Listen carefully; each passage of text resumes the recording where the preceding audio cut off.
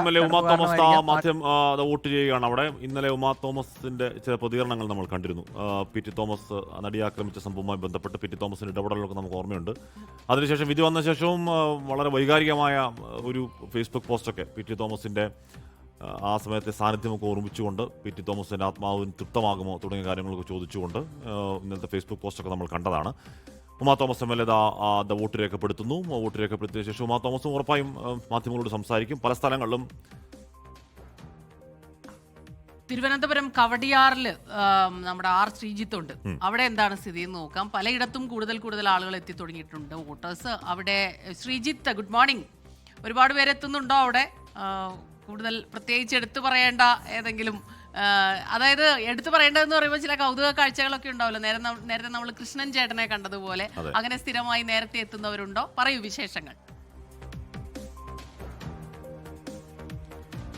Smitha, Hashmi, good morning. ഞാനിപ്പോൾ നിൽക്കുന്നത് തിരുവനന്തപുരം നഗരസഭയിലെ ഒരു VIP പോളിംഗ് ബൂത്തിലാണ്. ജവഹർനഗർ LP സ്കൂളിൽ ഇവിടെ 2 പോളിംഗ് ബൂത്തുകളുണ്ട്. ഇവിടെയാണ് നഗരത്തിലെ പ്രധാനപ്പെട്ട വ്യക്തികൾ വോട്ട് ചെയ്യുന്നത്. ഗവർണർ രാജേന്ദ്ര ആർലേക്കറുടെ വോട്ട് ഇവിടെയാണ്. അദ്ദേഹം രാവിലെ 10 മണിയോടുകൂടി വോട്ട് ചെയ്യാൻ വരുമെന്നാണ് അറിയിച്ചിരിക്കുന്നത്.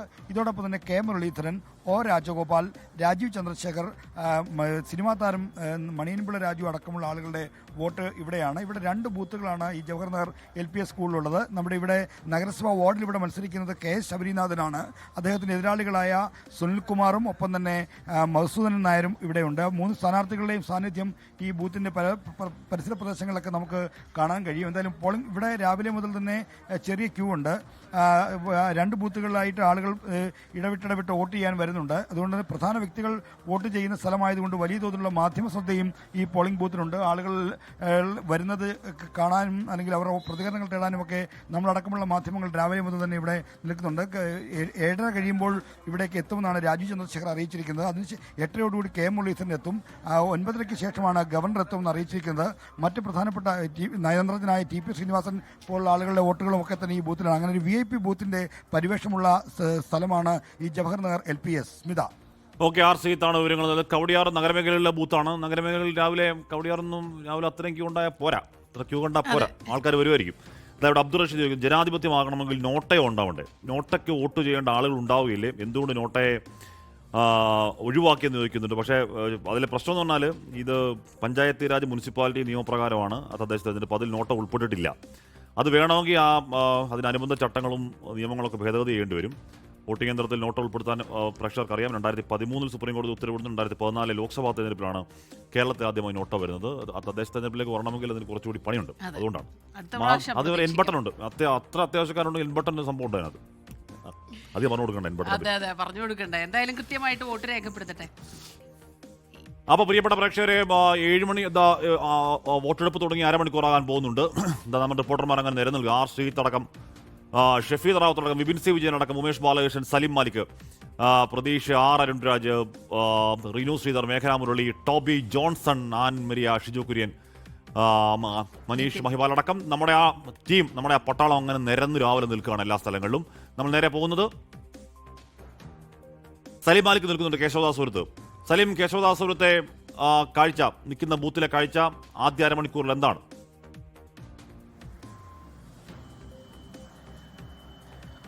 ഹാഷ്മി, ആദ്യ അരമണിക്കൂറിൽ ആദ്യം ഈ രാവിലെ തന്നെ ഇവിടെ അത്യാവശ്യം നല്ല ക്യൂ ഉണ്ടായിരുന്നു. പട്ടം ഗേൾസ് സ്കൂളിലാണ് കേശവദാസപുരം വാർഡിൻ്റെ ബൂത്ത് പ്രവർത്തിക്കുന്നത്. വലിയ ക്യൂ ഉണ്ടായിരുന്നു. പക്ഷേ ഇപ്പോൾ ആ തുടക്കത്തിലുള്ള ക്യൂ പതുക്കെ കൊഴിഞ്ഞു പോയിട്ടുണ്ട്. ഈ നഗരമേഖലയിൽ ഈ നിലയിലുള്ള ഇത്രയും ക്യൂ വന്നാൽ മതിയോ എന്നുള്ളൊരു ചോദ്യം നേരത്തെ ഹാഷ്മി ചോദിച്ചതുപോലെ തന്നെ മതിയോ എന്ന് ചോദിച്ചാൽ അങ്ങനെ പോരാ എന്നുള്ളതാണ്. മുൻ കാലങ്ങളിലൊക്കെ ഇതിനേക്കാൾ വലിയ ക്യൂ ഈ സമയങ്ങളിൽ ഈ രാവിലെ 7:30-8 മണി സമയത്തുണ്ടായിരുന്നു എന്നുള്ളതാണ് ഇവിടെയുള്ളവർ തന്നെ പറയുന്നത്. എന്തായാലും കുറച്ചുകൂടി കഴിയുന്നതോടുകൂടി, കാര്യം ഇത്തവണ മഴയോ മറ്റ് തടസ്സങ്ങളോ ഒന്നുമില്ല, അതുകൊണ്ട് തന്നെ വലിയ ചൂടും ഇല്ല, അതുകൊണ്ട് തന്നെ കുറച്ച് കഴിഞ്ഞായാലും ആളുകൾ വോട്ട് ചെയ്യാനായി ഇവിടേക്ക് എത്തും എന്നുള്ളതാണ് മനസ്സിലാക്കുന്നത്. എന്തായാലും വാശിയേറിയ പോരാട്ടം നടക്കുന്നൊരു വാർഡാണ് കേശവദാസപുരം വാർഡ് ഡിവിഷൻ. അതിൻ്റെ കാരണം സാധാരണ കഴിഞ്ഞ കുറേ കാലങ്ങളായി കോൺഗ്രസിൻ്റെ കൈവശമുണ്ടായിരുന്ന ഒരു സീറ്റ് കഴിഞ്ഞ തവണയാണ് അംശു വാമദേവനിലൂടെ LDF പിടിച്ചെടുത്തത്. വീണ്ടും ഇത്തവണ അംശു വാമദേവൻ ഈ വാർഡിൽ നിന്ന് മുട്ടടയിലേക്ക് മത്സരിക്കാൻ പോകുമ്പോൾ ആ വാർഡ് നിലനിർത്താൻ നടത്താനായി ശ്യാമ എസിനെയാണ് CPM നിയോഗിച്ചിരിക്കുന്നത്. കോൺഗ്രസിന് വേണ്ടി അനിത അലക്സ് കൂടി മത്സരിക്കുന്ന ശക്തമായ മത്സരം. നേരിട്ട് LDF UDF എന്ന നിലയിൽ ശക്തമായ മത്സരം നടക്കുന്ന ഒരു വാർഡാണ്. സാധാരണഗതിയിൽ ഈ നഗരസഭയിലെ പലയിടങ്ങളിലും ത്രികോണ മത്സരമാണെങ്കിൽ ഇവിടെ നേരിട്ട് കോൺഗ്രസും CPM-ഉം തമ്മിൽ ഏറ്റുമുട്ടുന്ന ഒരു വാർഡ് എന്ന നിലയിലുള്ള പ്രത്യേകത കൂടി ഈ വാർഡിനുണ്ട്. അതിൻ്റെ ആവേശവും വീറും വാശിയുമൊക്കെ ഇവിടുത്തെ ഈ പ്രചരണ കാലയളവിൽ ഉൾപ്പെടെ കണ്ടതുമാണ്. ഇപ്പോൾ പ്രായമായവർ ഉൾപ്പെടെയുള്ളവർ രാവിലെ തന്നെ വോട്ട് ചെയ്യാനായി എത്തിയിട്ടുണ്ട്. അവർ വോട്ട് ചെയ്തിരിക്കുകയൊക്കെ ചെയ്യുന്നുണ്ട്. അമ്മ വോട്ട് ചെയ്തോ? രാവിലെ വോട്ട് ചെയ്തോ? എന്താ രാവിലെ ഇറങ്ങിയത് വോട്ട് ചെയ്യാൻ? രാവിലെ വെയിൽ കൊള്ളാതെ ഇറങ്ങി, സുഖമില്ലാത്തതുകൊണ്ട്. അങ്ങനെയാണ് ഈ അമ്മമാരൊക്കെ രാവിലെയൊക്കെ തന്നെ എത്തിയവരുണ്ട്. അതല്ലാതെ ഒരു ക്യൂ അവിടെ നമുക്ക് കാണാൻ കഴിയും. തിരുവനന്തപുരം നഗരസഭയെ സംബന്ധിച്ചിടത്തോളം സംസ്ഥാനത്ത് തന്നെ ഏറ്റവും ശ്രദ്ധാകേന്ദ്രമായ പോരാട്ടം നടക്കുന്ന സ്ഥലമാണ്. ഏറ്റവും വാശിയേറിയ പോരാട്ടം നടക്കുന്ന സ്ഥലമാണ്. രാവിലെ തന്നെ തിരക്ക് കടലത് രാവിലെ വന്നത്. അങ്ങനെയാണ്, തിരക്ക് ഉണ്ടാകില്ല എന്ന് കരുതിയാണ് രാവിലെ വന്നത് എന്നാണ് പറയുന്നത്. ഉമ്മ വോട്ട് ചെയ്തോ? വോട്ട് ചെയ്തു. രാവിലെ എന്താ ഇറങ്ങിയത്? കാലി വയ്യാത്തോണ്ട് രാവിലെ വന്നു. ഈ സാധാരണ ഉച്ച ആ സമയത്തൊക്കെ ഇവിടെ തിരക്കാണ്, ഭയങ്കര തിരക്കായിരിക്കും. അതാണ് രാവിലെ ഇപ്പം വന്നത്. വേഗത്തിൽ വോട്ട് ചെയ്യാൻ പറ്റും. വേഗത്തിലോട്ട് ചെയ്യാൻ പറ്റും. അപ്പൊ എന്തായാലും വലിയൊരു രാവിലെ എന്താ ഇറങ്ങിയത്? അപ്പൊ വോട്ട് ചെയ്യാൻ ഇറങ്ങിയതാന്ന് പറയുന്നില്ല എന്തായാലും. പക്ഷെ അത് രാവിലെ തന്നെ ഈ വയസ്സായവരൊക്കെ വന്ന് വോട്ട് രേഖപ്പെടുത്തി പോകുന്നുണ്ട്. കടവന്ത്രയിലേക്ക് നമുക്കൊന്ന് പോകാം. അവിടെ ലാൽകൃഷ്ണൻ ഉണ്ട് കടവന്ത്രയിൽ. Lalkrishnan, good morning. നമ്മൾ പലയിടങ്ങളിലും അതിരാവിലെ അത്ര വലിയ തിരക്ക് കാണുന്നില്ല, കുറച്ച് ചെറിയൊരു മഞ്ഞൊക്കെ ഉണ്ട്. പക്ഷെ നഗരത്തിൽ അതൊന്നും ബാധിക്കില്ല. ഏത് രീതിയിലാണ് നഗരത്തിലൊക്കെ തന്നെ വോട്ട് ചെയ്യാൻ എത്തുന്നവരുടെ എണ്ണം കുറയുന്നു എന്നുള്ള വാർത്തകളൊക്കെ ഇതിനു മുൻപൊക്കെ നമ്മൾ കണ്ടിട്ടുള്ളതാണ്. ഇത്തവണ എങ്ങനെയാണെന്ന് അറിയാനൊരു കൗതുകമുണ്ട്. കടവന്ത്രയിലെ ഒരു സ്ഥിതി എന്താണ്? ഏത് ബൂത്തിലാണ്? കടവന്ത്രയെ സംബന്ധിച്ചിടത്തോളം അങ്ങനെയല്ല. കടവന്ത്രയിൽ രാവിലെ തന്നെ നല്ലൊരു തിരക്ക് നമുക്ക് കാണാൻ കഴിയും, അനുഭവിക്കാൻ കഴിയുന്നുണ്ട്. ആദ്യഘട്ടത്തിൽ ഞങ്ങൾ പൊന്നുരുന്നി ഭാഗത്ത് നിന്ന സമയത്ത് നേരത്തെ സ്മിത പറഞ്ഞ പോലെയായിരുന്നു. നഗരത്തിന്റെ മധ്യത്തിലാണെങ്കിൽ പോലും വലിയ തരത്തിലൊരു തിരക്കോ മറ്റു കാര്യങ്ങളോ പൊന്നുരുന്നിയിൽ ഉണ്ടായിരുന്നില്ല. പക്ഷേ കടവന്ത്രയിലേക്ക് വരുമ്പോഴത്തേക്കും അങ്ങനെയല്ല. കടവന്ത്രയിൽ നിലവിൽ 49-ാം നമ്പർ ഡിവിഷനിലാണ് നമ്മൾ നിൽക്കുന്നത്. 49-ാം നമ്പർ ഡിവിഷനിൽ 3 ബൂത്തുകളാണുള്ളത്. അവിടെ നല്ല തിരക്കും അനുഭവപ്പെടുന്നുണ്ട്. ആ തിരക്ക് നമുക്ക് നേരിട്ട് കാണാൻ കഴിയും. ഈ പലരും കാണുമ്പോൾ എനിക്ക് തോന്നുന്നു ചിലപ്പം ഈ തിരക്കുകൾക്കിടയിൽ പലർക്കും വീണ്ടും കൂടി കാണാനും ഒന്ന് പരിചയം പുതുക്കാനൊക്കെ ഉള്ളൊരു അവസരം കൂടിയാണ് തിരഞ്ഞെടുപ്പെന്ന് തോന്നുന്നു. തീർച്ചയായിട്ടും അതാണ്. പിന്നല്ലേ ഈ കണ്ട ജനങ്ങൾ മുഴുവൻ രാവിലെ തന്നെ വന്നിരിക്കുന്നത്. മറ്റുള്ളവർ ഇവിടെ തന്നെ ഞങ്ങൾ അപ്പുറം ഇപ്പുറമുള്ള ആൾക്കാരെ, കാണാത്ത ആൾക്കാരെ ഇവിടെ നമ്മൾ കാണുന്നുണ്ട്. അപ്പോൾ അതൊരു ഗുഡ് എക്സ്പീരിയൻസ് ടു അസ്.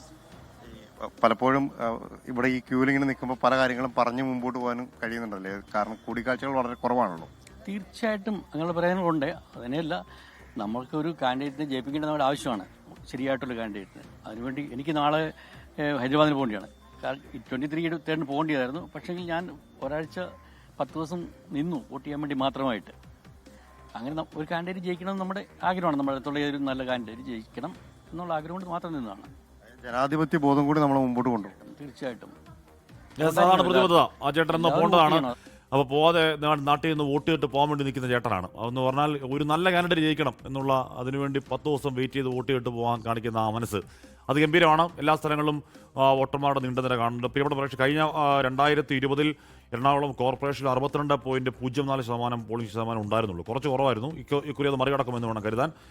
അതേസമയം മുനിസിപ്പാലിറ്റിയിൽ 75.56-ഉം പഞ്ചായത്തിൽ 81.01% ഉണ്ടായിരുന്നു. അത് പഞ്ചായത്തിൽ താരതമ്യേന നല്ല പോളിംഗ് ശതമാനം ഉണ്ടാകുന്ന സ്ഥലമാണ് എറണാകുളം. അപ്പോൾ അങ്ങനെ ദൗമാ തോമസ് MLA വോട്ട് രേഖപ്പെടുത്തിയ ശേഷം അവിടുന്ന് മടങ്ങുകയുമാണ്. ചില സ്ഥലങ്ങളിലൊക്കെ വോട്ടിംഗ് മെഷീൻ തകരാറൊക്കെ കാണാനുണ്ട്. അങ്ങനെ വ്യാപകമായി കാണാനില്ലതാനും. BJP സംസ്ഥാന അധ്യക്ഷൻ രാജീവ് ചന്ദ്രശേഖരൻ വോട്ട് രേഖപ്പെടുത്താൻ വേണ്ടി എത്തിയിരിക്കുകയാണ്. അദ്ദേഹം ക്യൂവിൽ നിൽക്കുകയാണ്. ആ ബൂത്തിൽ അത്യാവശ്യം ക്യൂ ഉണ്ട്. അപ്പോൾ രാജീവ് ചന്ദ്രശേഖർ ഒരു 10 മിനിറ്റെങ്കിലും നിൽക്കേണ്ടി വരുമെന്നാണ് തോന്നുന്നത് ആ ക്യൂ കണ്ടിട്ട്, അല്ലേ? ലോകത്തെവിടെയായാലും ഏത് സമയത്തും 24 വാർത്തകളും ഓഗ്മെന്റഡ് റിയാലിറ്റി പാക്കേജുകളും എക്സ്പ്ലെയിനറുകളും വിശദമായി കാണാൻ ഞങ്ങളുടെ യൂട്യൂബ് ചാനൽ നിങ്ങൾക്ക് സബ്സ്ക്രൈബ് ചെയ്യാം.